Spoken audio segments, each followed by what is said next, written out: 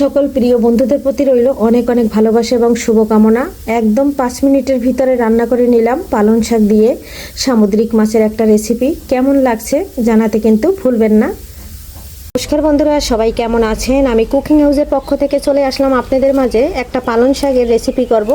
পালং শাকটা রান্না করব ঝোল।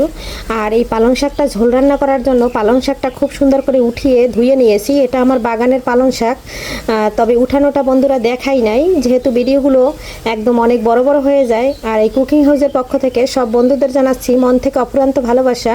বাগানে একটু লাল শাক ছিল, সেটা ফেলবো কেন, সেটাও নিয়ে নিয়েছি। আর এই যে এখন শাকটা কুচি কুচি করে কেটে নেব। আর কি মাছ দিয়ে রান্না করছি এই যে দেখুন, সামুদ্রিক মাছ নিয়েছি। আর এখানে নিয়েছি হলুদ, লবণ, আর খুব সুন্দর করে মাছটা মেখে নেব। এখন আমি মাছটা ভেজে নেব। ভেজে নিয়ে তারপরে কিন্তু আমি শাকটা ওদিকে ছোট ছোট করে কেটে নেব। আপনাদের এই যে মাছটা একটু মেখে নিলাম আপনাদের সামনে।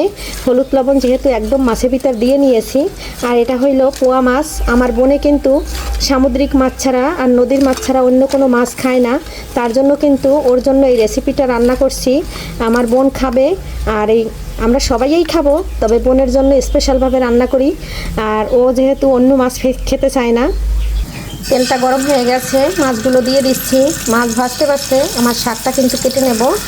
আর এই যে সবগুলো মাছ একবারে উল্টে পাল্টে ভেজে নেব। মাছটা ভেজে নিয়েছি। পালং শাক রান্না করার জন্য পালং শাকটা ছোটো ছোটো করে কেটে নিয়েছি। এখন আমি ফোড়নে দিয়ে দিচ্ছি কালো জিরা, আর দিয়ে দিচ্ছি, কড়াইটা বেশি গরম হয়ে গেছিলো তাই কিন্তু ফোড়ন পাঁচফোড়ন দিয়ে দিয়েছি বন্ধুরা। আর এই যে পালং শাকটা দিয়ে দিয়েছি। এখানে দিয়ে দিচ্ছি লবণ, এখানে দিয়ে দিচ্ছি কাঁচামরিচ, এখানে দিয়ে দিচ্ছি একটু ধুন্দর জিরার গুঁড়া, দিয়ে দিচ্ছি পরিমাণ মতন হলুদ। আর এটা দিয়ে একটু নেড়ে ছেড়ে দিচ্ছি। এই তেলের মধ্যে একটু এটা কষিয়ে নেব, তারপরে কিন্তু আমি জলটা দিয়ে দেব।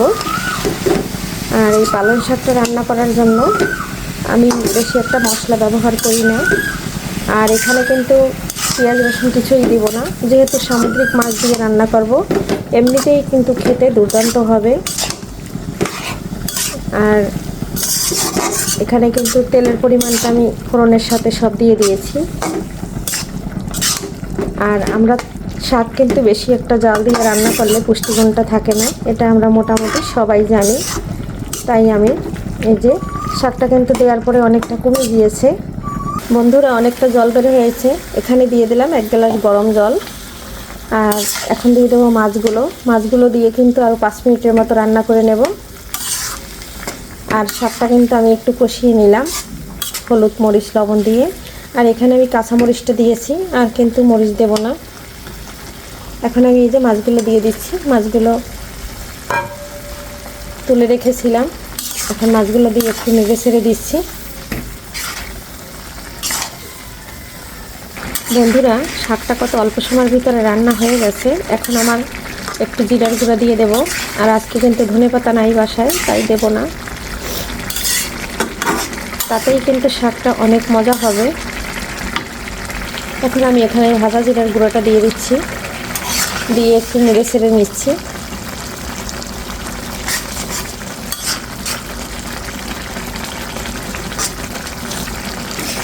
শাকটা ফাইনালি রান্না হয়ে গেছে, এখন কিন্তু নামিয়ে নিচ্ছি। আর এর তো মাখা মাখা ঝোলাই হয়েছে। আর এভাবে একবার বন্ধুরা শাক রান্না করে খেয়ে দেখতে পারেন। পালং শাক কিন্তু রান্না করলে এভাবে খেতে কিন্তু দুর্দান্ত হয়।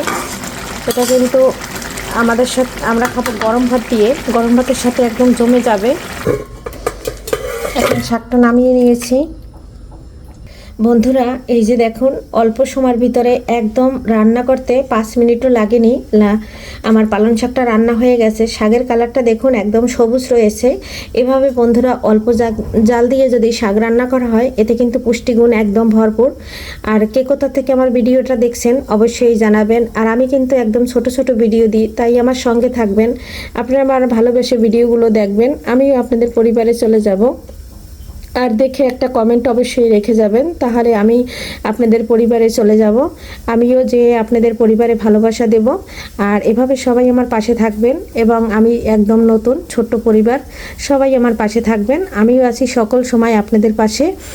আর রান্নাটা কেমন হয়েছে জানাতে কিন্তু ভুলবেন না। আর আজকের মতো বিদায় নেব।